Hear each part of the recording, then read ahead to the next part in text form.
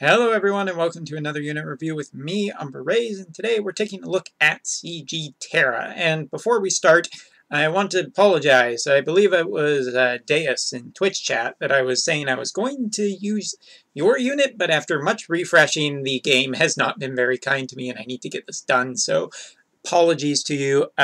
So today we're taking a look at the unit on my friend list, Orcus, who did get Terra. I did not, so apologies. Thank you, Orcus. And let's get started with the review.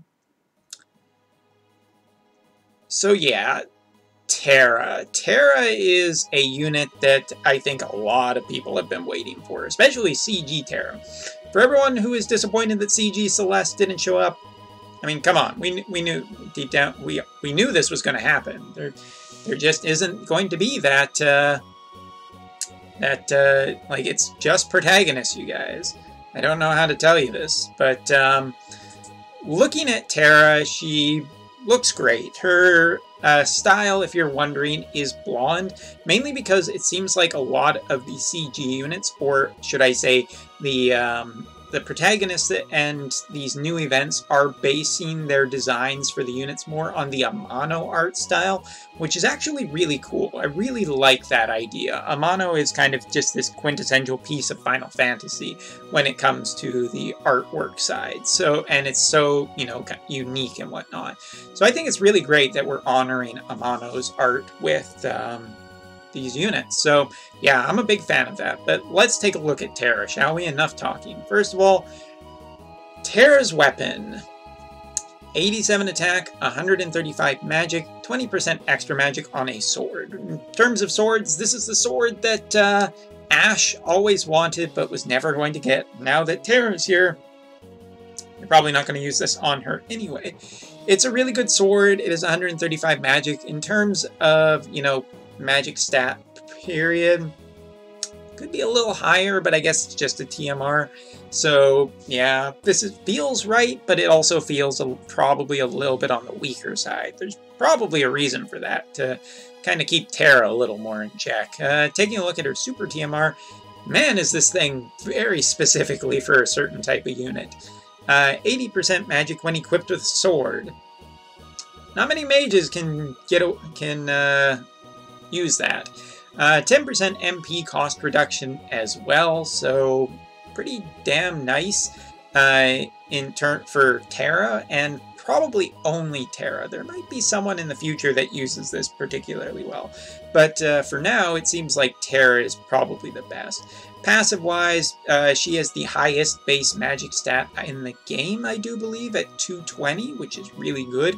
Extra points means that she should be able to, you know, with the best equipment, be able to hit about 100 or easily 3,000 magic stat. Shouldn't be very hard for her with the proper equipment. Yeah, talking about her super TMR though, or not her super TMR, we already talked about that. Focus. Her limit burst. Maxed out, it is an AoE attack. Gives herself a 250% magic boost for 3 turns. 1975% attack that ignores 50% spirit, so it's very strong.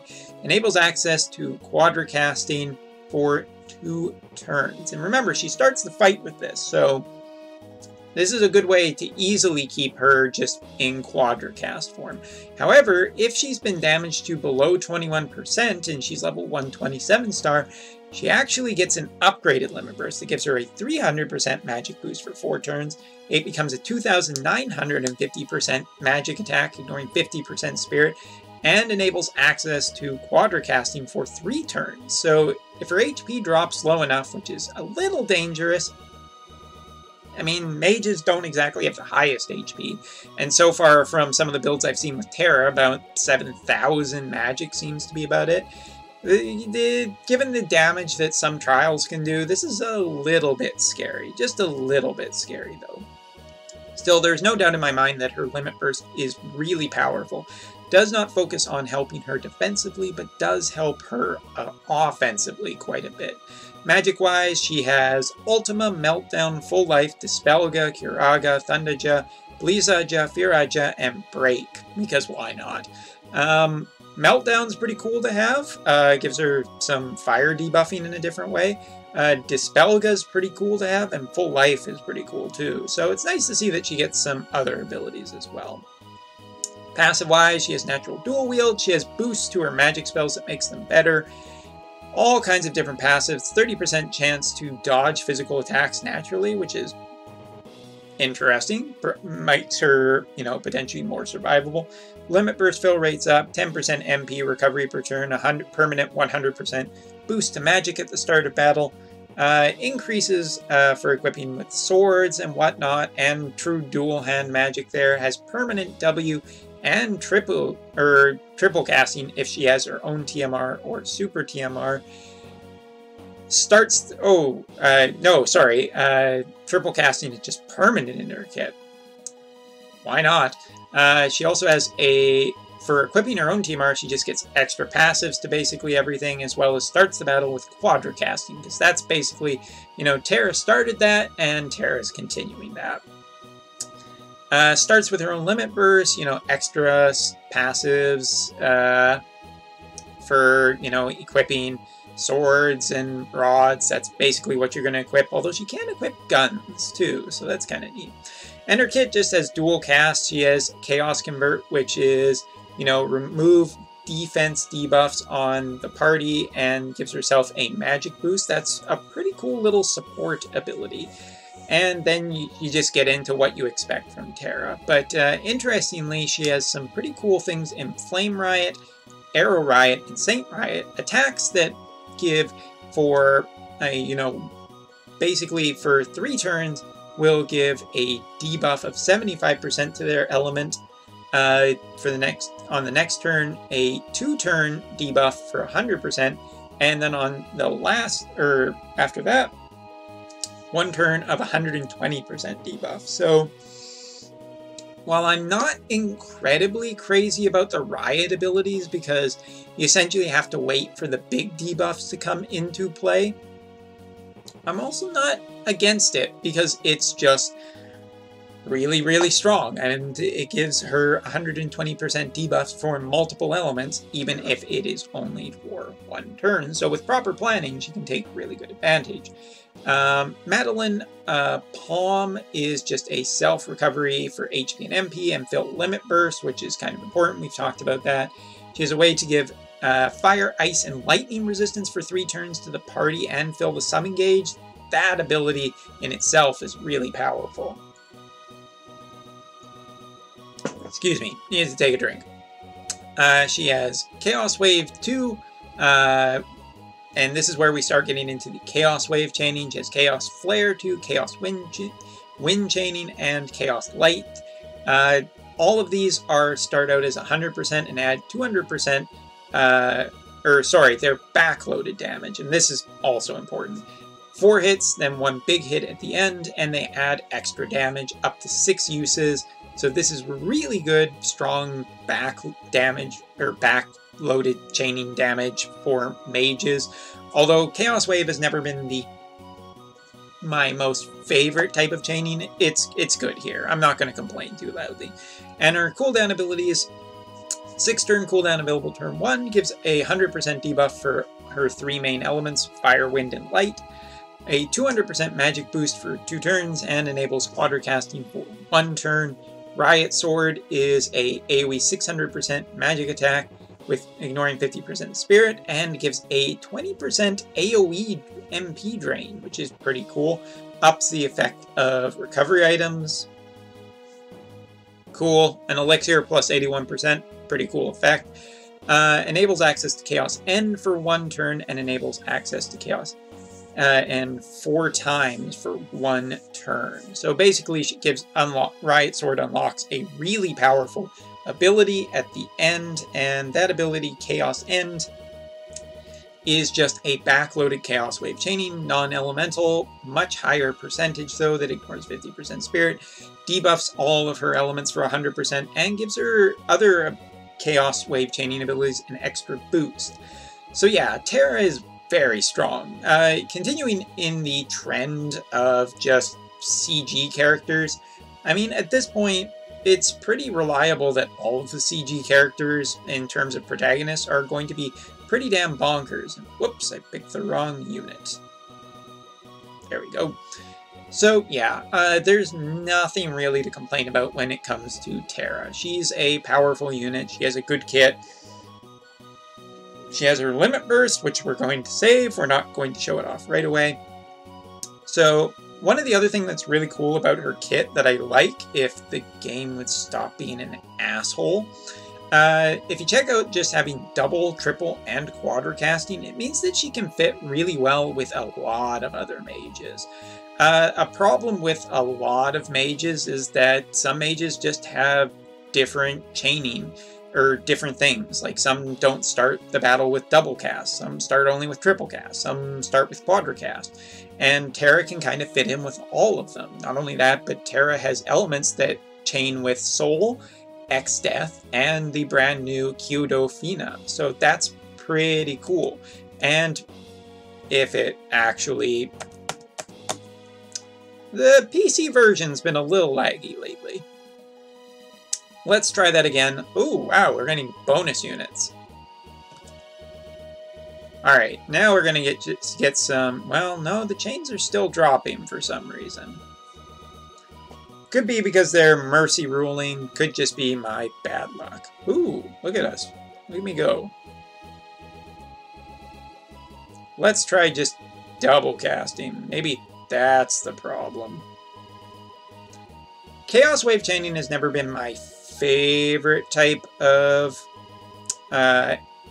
elemental chaining or anything like that. Well, let's try this for the holy debuff. There we go. Game's just not letting me have fun. But yeah, a lot of basically Terra's abilities are really powerful. Hell, even her, you know, black magic. And God, Meltdown is a cool looking spell. Point is that Terra has a lot of access to a lot of power right from the get-go, but using her limit burst first is probably not the thing you want to do. You probably want to, you know, ease into battle and save up her limit burst for turn 2 or turn 3 and then use her cooldown abilities to unlock, you know, quadra casting while you're waiting for limit burst to be recharged. But her multicasting also just kind of supports basically everything. Like, as you can see, we can do this, we can do this. We don't really want to do that for another turn, but let's do this.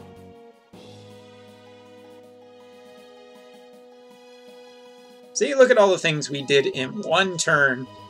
We gave elemental protection, we healed a bit, you know, we did a lot of stuff. Wow. Dat luck. So, of course, we'll show the limit burst. We'll show it twice, just because I know it's something that everybody is always super interested in.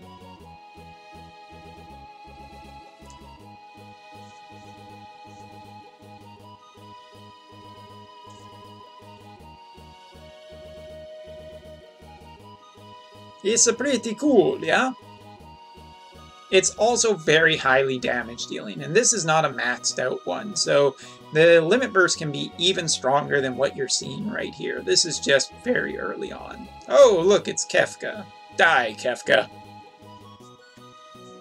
So yeah, my thoughts about Terra, just like all the other CG characters, she's amazing.